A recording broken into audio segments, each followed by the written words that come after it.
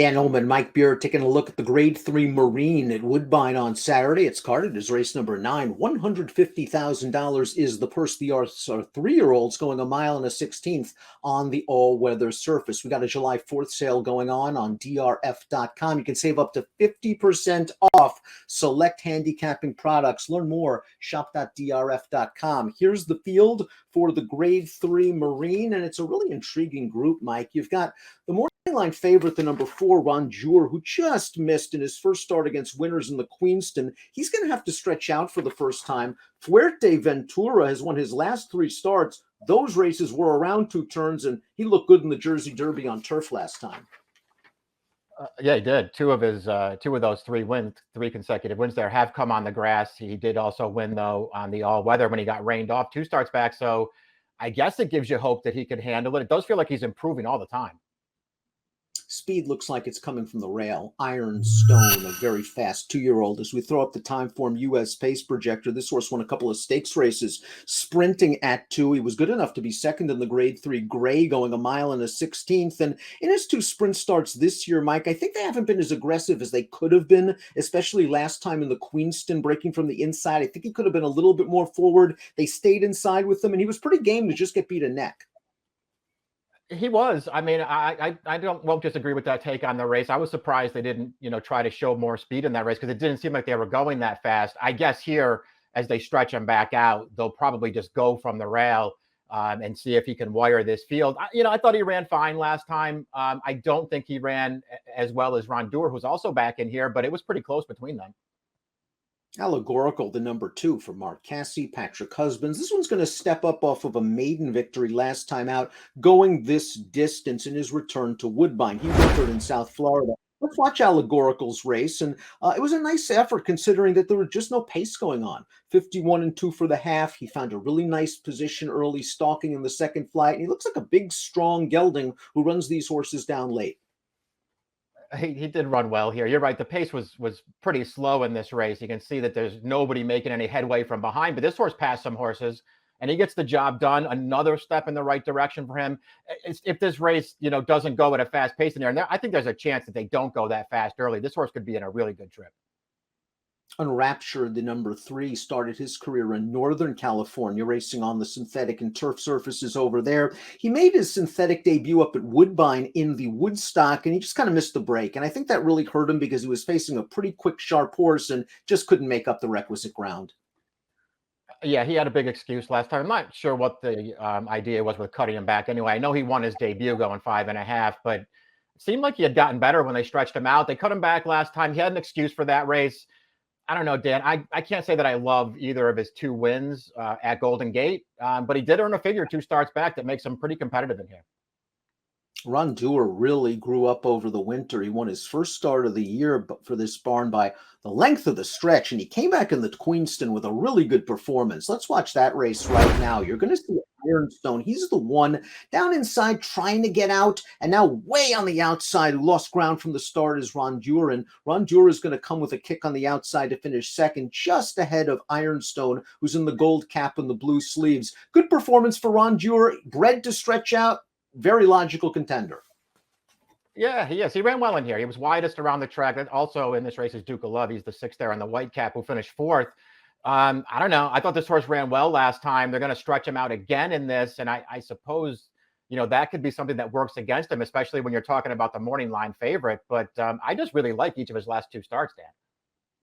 Fuerteventura looked good, winning his route debut on turf down at Gulfstream. Then, as Mike mentioned, he won an off-turf starter optional. He was tested last time in the Jersey Derby, and I thought he passed the test with flying colors. Let's watch this race. There wasn't a lot of pace on, and Fuerteventura was kind of sitting at the back. They had to scrub on him now 3 wide to get into the race, and he's going to come with a kick. He's going to collar these horses. He'll hold off the closer on the outside, the number 4. I thought all in all, this was a breakthrough performance for him, and we'll see if he can duplicate it on the synthetic.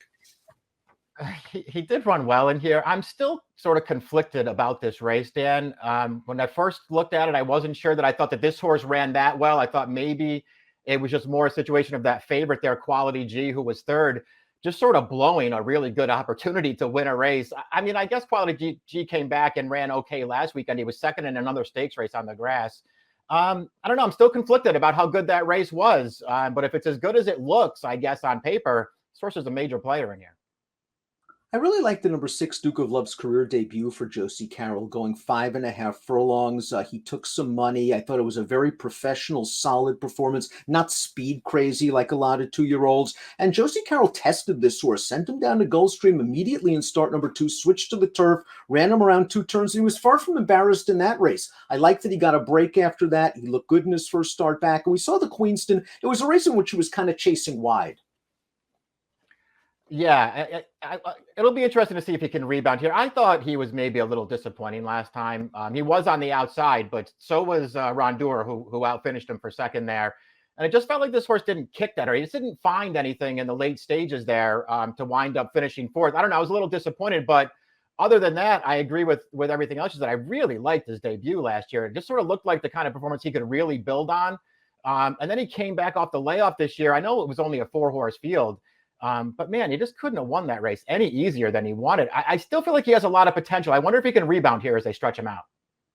I think the 7 Luck Makaza is sort of flying under the radar for a trainer that sent out nothing but live runners at Woodbine this year. This is a colt that's won 3 in a row, including this performance. His first start of the year off of a lengthy layoff. And what I like best about this race was not only is he in behind horses, he has to find a seam. Once he gets out, he runs down this gray horse. But for the first time in his life, he got a fig.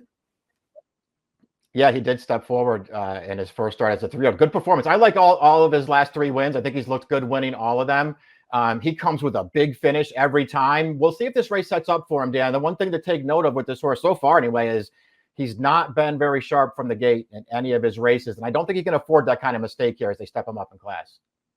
I'm really curious as to your opinion about Mannix's overall form. At first, when I looked at him, I was wondered if he was already exposed. And then I watched a couple of his races. I didn't think he ran badly at Gulfstream 3 starts back in a paceless race. He got wired in the Cutler Bay. And then he got back to a synthetic surface, which might be his best surface. And he won this race at Woodbine on May the 22nd. And he's kind of in and among horses all the way through the second turn. The trip eventually works out, and that Emma Jane Wilson is going to find a hole. But this horse finished very gamely to win. He did. I like this performance from him. Overall, the trip was a really good one, but he did, he spent a lot of this race just having to hold his position with no room to really move up in the pack. And that's not always an easy thing to do. This horse did it pretty professionally. I really liked his win last time. And like Lak Makaza, he got a figure for the first time, an 85. Before we get to our top selections, please click the subscribe button on the Daily Racing Form YouTube channel to get all the latest DRFTV video offerings. Top pick time for a wide open edition of the Grade 3 Marine. You're going to give Duke of Love one more chance. I think this horse, stretching out back around 2 turns for the first time since that turf race, is going to show good tactical speed, Mike. Yeah, me too. I think he can get the right trip in this race. I just overall didn't find a lot of pace in this race, Dan. So I'm hoping that trip works out for him. And I do think he's going to be able to stretch out eventually, hopefully on Saturday. If he's not going to be the favorite here, I'm going to give him one more chance. I hemmed and hawed, and I finally wanted a price, and I hope Mannix stays with the 8-1 on the morning line. And the trip did work out last time, but he was professional enough, and maybe, just maybe, he's just been waiting to get back to a synthetic surface. 6-4-7-8 for Mike, 8-1-4-5 for me. It's the Marine at Woodbine on Saturday. Best of luck.